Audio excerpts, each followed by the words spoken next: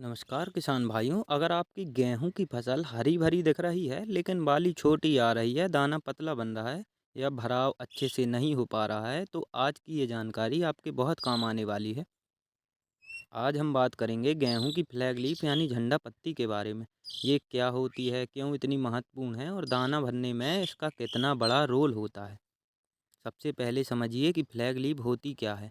गेहूं के पौधे में नीचे से कई पत्तियां निकलती हैं, लेकिन जो सबसे ऊपर वाली पत्ती होती है, जो बाली के ठीक नीचे निकलती है, उसी को हम फ्लैग लीफ या झंडा पत्ती कहते हैं। इसे झंडा पत्ती इसलिए कहते हैं क्योंकि ये झंडे की तरह ऊपर लहराती है।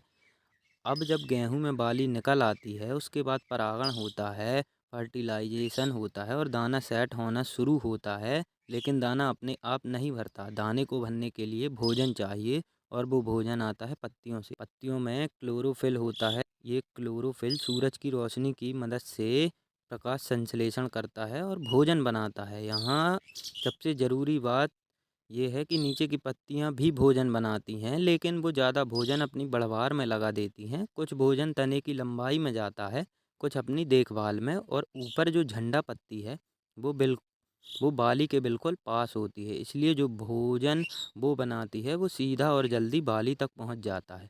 जितनी पत्ती बाली के पास होगी, उतनी जल्दी और ज़्यादा भोजन पहुंचाएगी, और जितनी दूरी होगी उतना कम और देर से पहुंचेगा। इसलिए गेहूं के दाना भरने में सबसे ज़्यादा योगदान झंडा पत्ती का होता है। अगर ये पत्ती लंबी है, चौड़ी है, हरी है और स्वस्थ है, तो दाना मोटा बनेगा, भराव अच्छा होगा और उत्पादन ज़्यादा मिलेगा। लेकिन अगर यही पत्ती छोटी रह गई या जल्दी पीली पड़ गई या बीमारी लग गई, तो दाना पतला रहेगा, सिकुड़ा रहेगा और वजन कम रहेगा। कई बार किसान कहते हैं फसल तो बहुत हरी है, फिर भी बाली छोटी क्यों है। कारण ये है कि झंडा पत्ती कमज़ोर हो गई है या भोजन का ट्रांसफ़र सही से नहीं हो पा रहा होता है। यहाँ पोटेशियम का रोल बहुत महत्वपूर्ण है। नाइट्रोजन भोजन बनाने में मदद करता है, और पोटेशियम भोजन को बाली तक पहुँचाने में मदद करता है। अगर आपको लगे कि झंडा पत्ती पीली पड़ रही है या हरापन कम हो रहा है, तो आप 13-0-45 वाला पोटेशियम नाइट्रेट 2% का छिड़काव कर सकते हैं। मतलब 20 ग्राम प्रति लीटर में पानी में घोलकर स्प्रे करें।